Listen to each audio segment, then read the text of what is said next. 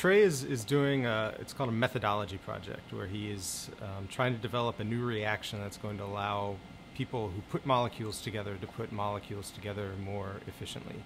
We are working on the asymmetric reduction of the functional group azarine to get to the functional group aziridine. This functional group, the aziridine, exhibits anti-cancer and antimicrobial properties. Our goal is to alter the chain of this functional group so it can attack a specific part of the body and potentially exhibit those anti-cancer and antimicrobial properties.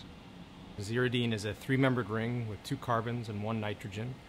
And they're found in natural products, bioactive natural products, and they're also used as reactive intermediates in total synthesis. So if somebody's trying to make a molecule, a lot of the times they'll have to make an aziridine in order to get to the final product, final molecule. Organic chemists know what the important functional groups are, and they try to come up with new ways or new routes in which to make them. And this is just a new route. And so, again, we're not making it for a specific person or a company, but it's something that when it gets published, people will say, oh, this could help us with our synthesis, and they could pick it up.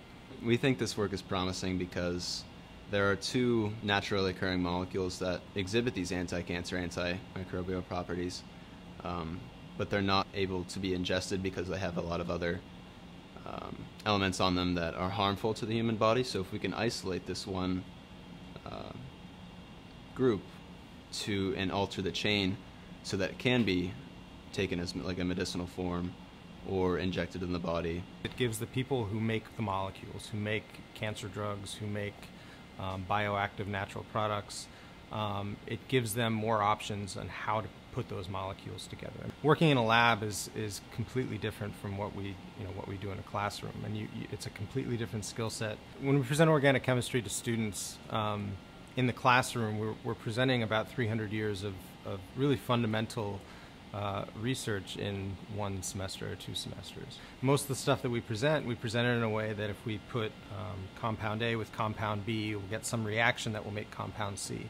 And we don't, at the beginning level anyway, we don't really comment on the success of the reaction. So I think it's a shock to a lot of students to get in the lab and mix these chemicals together and not get the intended result. And that's one of my main goals for educating students in the lab, that they can handle the failed reaction or the unexpected result, that they don't take the science or the chemistry personally. Not having much lab work, it was a big learning curve.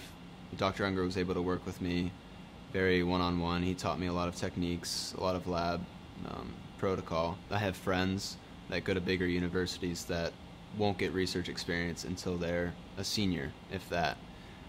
Now that I'm getting research experience this early, that can open many opportunities for me, maybe at other universities or just here every summer. Juniata is a very small school with only 1,600 kids at this school. There's a lot of opportunity for undergraduate research.